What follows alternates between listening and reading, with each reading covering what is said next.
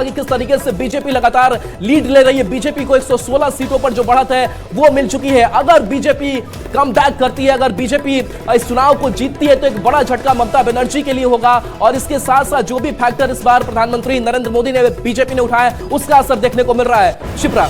बिल्कुल राहुल, और सबकी नजर इस पर इसलिए भी टिकी हुई है क्योंकि चौथी बार अगर पश्चिम बंगाल में, और ये देखिए ग्राफिक्स के जरिए हम बताते हैं आपको, टीएमसी 107, 118 बीजेपी।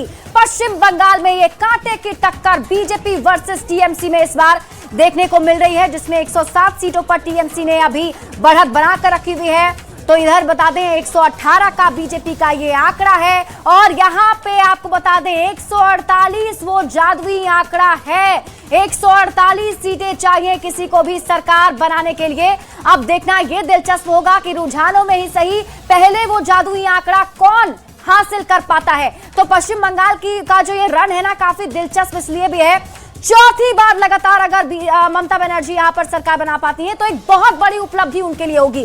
और बीजेपी जो कि कई सालों से यहां पर प्रयास कर रही है, पहले अपने आप को एक मुख्य विपक्षी दल के तौर पर यहां पर स्थापित उन्होंने किया और उसके बाद अब वो वहां पर सत्ता में आने की कोशिश में लगी हुई है।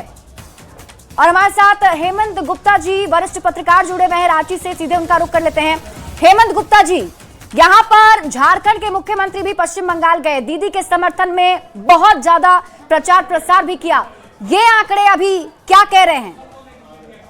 आंकड़े तो कहते हैं कि बीजेपी की तरफ रुझान बढ़ गई है, क्योंकि जिस तरीके से करप्शन और भय भ्रष्टाचार और कटमनी का मामला आया था, वो उसमें घुसपैठिए भी बहुत बड़ा मुद्दा बन गया और इसको लेकर के पश्चिम बंगाल में जो स्थिति बन रही है वो बीजेपी की तरफ रुझान को दिखा रही है। तो ये एक बहुत बड़ी उपलब्धि बीजेपी के लिए जरूर होगी सर।